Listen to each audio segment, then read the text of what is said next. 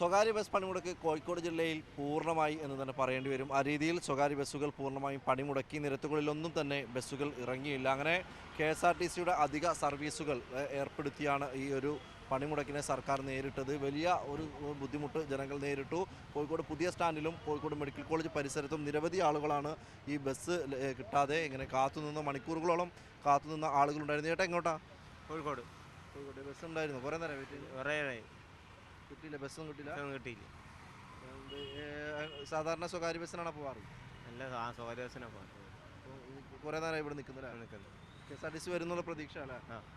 അങ്ങനെയുള്ള ആളുകളാണ് ഇവിടെ കാത്തു നിൽക്കുന്നത്. ചേട്ടാ അങ്ങോട്ടാ?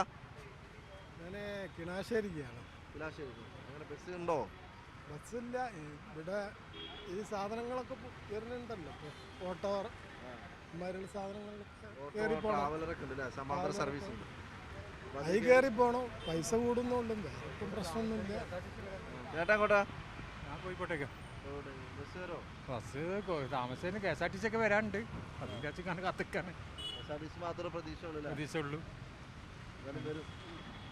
അങ്ങനെ നിരവധി ആളുകളാണ് കോഴിക്കോട് മെഡിക്കൽ കോളേജ് ആശുപത്രിയിൽ എത്തിയവരും അങ്ങനെ ഉള്ള ഒരു ആവശ്യങ്ങൾക്കൊക്കെ തന്നെ ഇവിടെ എത്തിയ ആളുകളാണ് ഈ ബസ് കാത്തു നിൽക്കുന്നത്. മണിക്കൂറോളം കാത്തു നിൽക്കുന്ന ആളുകളുണ്ടായിരുന്നു.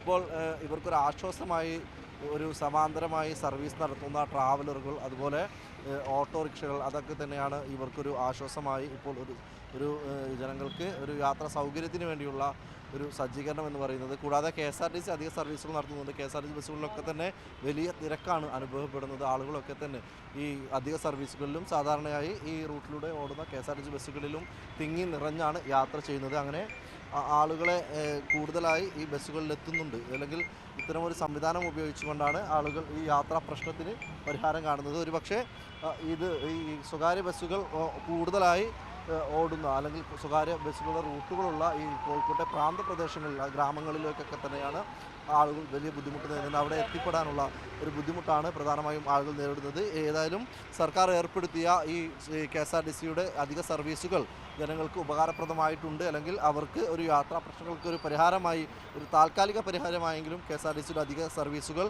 ഉപകാരപ്രദമായിട്ടുണ്ട് എന്നുള്ളതാണ് മനസ്സിലാക്കുന്നത്. ക്യാമറമാൻ ജിഷ്ണു മീനങ്ങാടിക്കൊപ്പം സലാം മുഹമ്മദ്, മീഡിയ 1 കോഴിക്കോട്.